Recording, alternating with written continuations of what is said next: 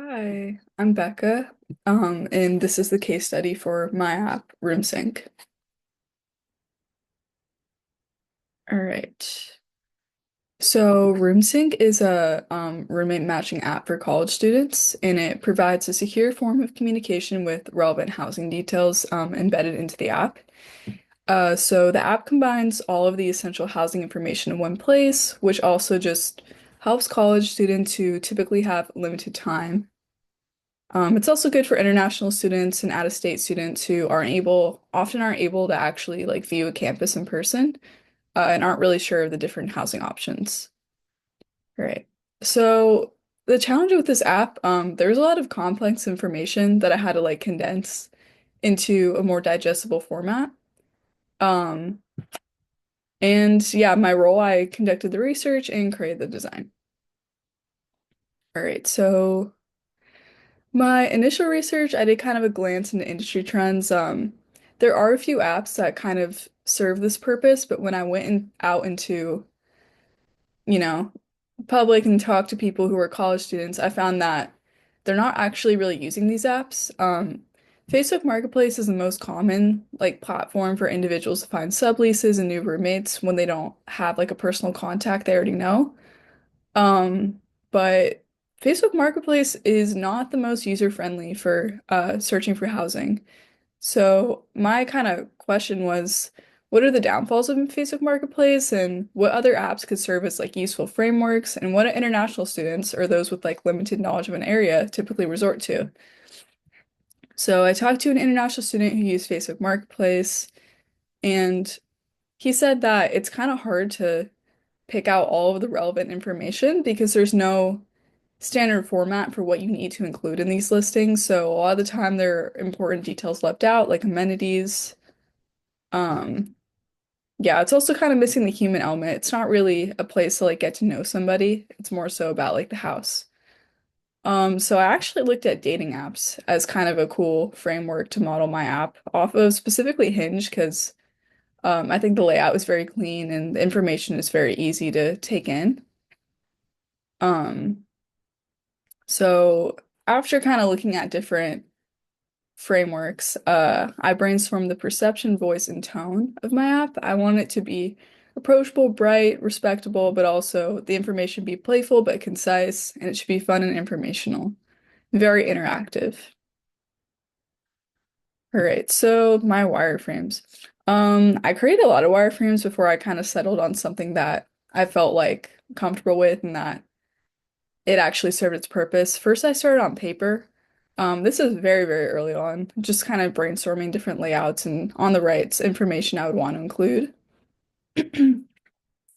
So the next thing I did was create a basic mock-up uh, of just how the user flow would look. This is very like preliminary. When I did some user testing for this, I discovered that if you look over here, people would want, when they're looking for an apartment, they want to see that and then the person. So that was a change I made. Um, you could look at it more closely, but I'm gonna move on. I kind of repeated that process for MidFi. I applied some of the color schemes. I wasn't very far along in the stage. So yeah, same thing. Like, I just really need to think about the information I want to include in the visual elements and how to make it more engaging. Um, yeah, so kind of what I was mentioning earlier with my usability testing. There are just some different comments I received, and I made sure to implement these changes in the app. Like, there should be separate pathways for people looking to fill a room versus find someone to fill their room. That needs to be completely separate in a different onboarding because it's actually quite a different process, was something I realized when I was making this. I was also advised to shorten the onboarding process and create a skip feature just to make it kind of more, people don't get frustrated with there's so many questions I have to fill out. And what I was mentioning first, seeing the apartment and then the person.